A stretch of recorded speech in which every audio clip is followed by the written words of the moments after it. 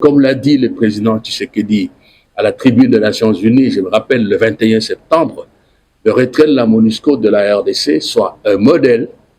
réussi de retrait d'une force des Nations Unies qui est déployée dans un pays pour y restaurer la paix et promouvoir,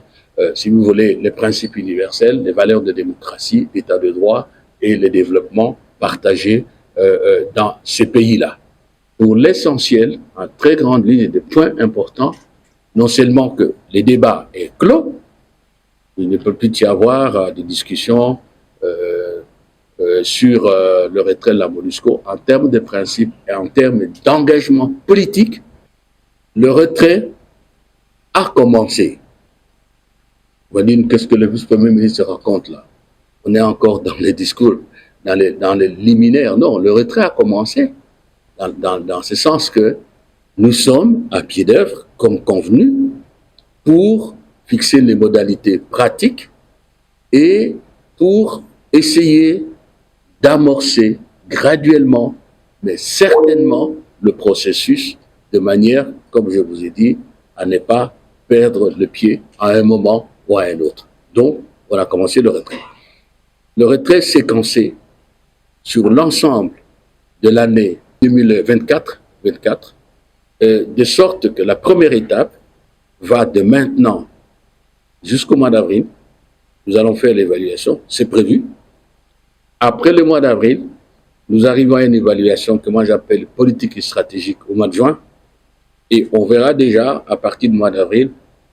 s'il faut passer, parce que nous commençons avec le Sud Kivu, elle va vous donner un peu plus de détails, s'il faut passer à la province du Nord Kivu ou de l'Ituri, selon les données de l'évaluation que nous aurons à ce moment-là, de manière qu'après Ituri au Nord Kivu, nous puissions nous retrouver avec la dernière province. Et dans tous les cas, tout doit être fait pour que, à la fin de cette année, nous puissions, si j'ose le dire, nous retrouver en fait pour nous féliciter mutuellement, pour remercier les Nations Unies qui ont fait un travail, parce qu'on ne sait jamais ce que serait le Congo sans la MONUSCO.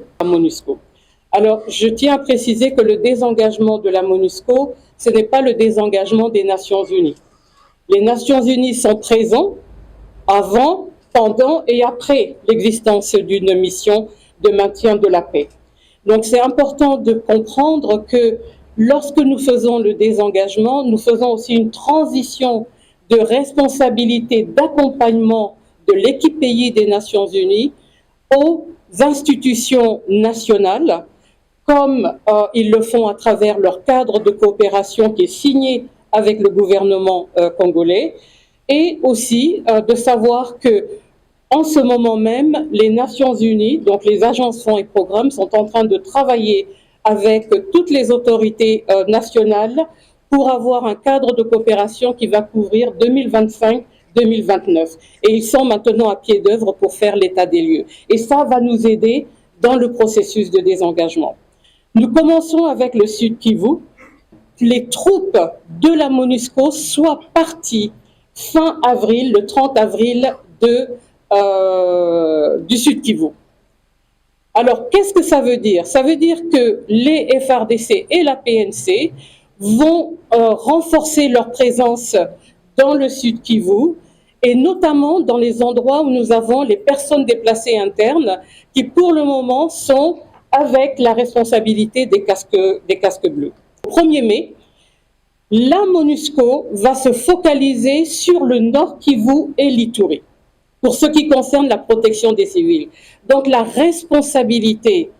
de la protection des civils au Sud Kivu à partir du 1er mai sera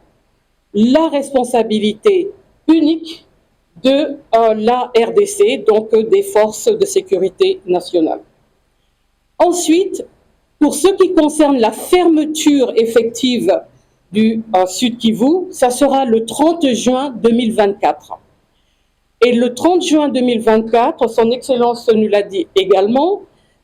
le Conseil de sécurité attend une évaluation politique, stratégique et opérationnelle de comment s'est passée la première phase du désengagement de la MONUSCO du Sud Kivu, avec la concomitance des renforcements des capacités nationales et provinciales pour les responsabilités qui sont transférées non pas aux agences, fonds et programmes du système des Nations Unies, mais à l'autorité gouvernementale de la RDC.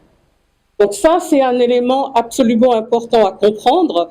Donc 30 juin, le Conseil de sécurité reçoit un rapport d'évaluation, on va dire,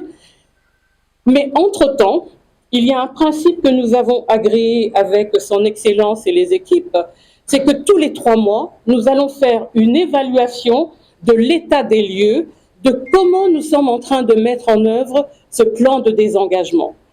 Parce qu'un désengagement, c'est quelqu'un qui se retire et c'est quelqu'un d'autre qui vient en remonter. Et donc, en étant franc, sincère et transparent sur la manière dont se fait la mise en œuvre, nous avons aussi décidé communément, ensemble, que nous allons régulièrement avoir des points de presse pour expliquer comment nous avançons dans ce processus de désengagement. Et ça veut aussi dire que pendant le moment où on est en train de travailler à mettre en œuvre le programme que nous donne le mandat du Conseil de sécurité avec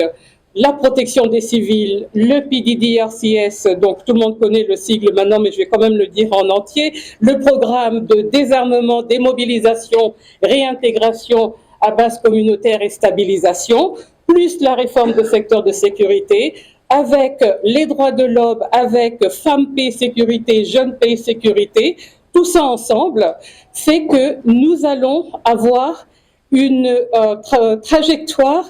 qui va nous amener essentiellement à dire notre mandat doit être mis en œuvre pendant que nous nous désengageons et en même temps nous préparons les prochaines phases. Et là, je veux remercier et terminer par ça,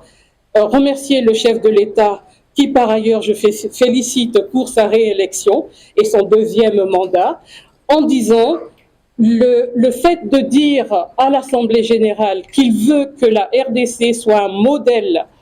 de retrait d'une opération de maintien de la paix dans un pays, moi je dis c'est tout à l'honneur de la RDC et nous, avec toute l'équipe des Nations Unies, y compris les collaboratrices de la MONUSCO, nous sommes engagés dans cette vision et nous voulons que tout se passe au mieux parce que ça sera l'héritage qui écrira l'histoire que nous tous, nous avons concouru à ce qu'il y ait un modèle qui soit un modèle pour le monde, bien sûr pour les opérations de maintien de la paix, mais dans un partenariat, dialogue et travail ensemble, le travailler ensemble. Je sais qu'ici on dit on est ensemble, donc on est ensemble pour faire en sorte que la vision du chef de l'État se transforme en une réussite pour la RDC et pour le monde.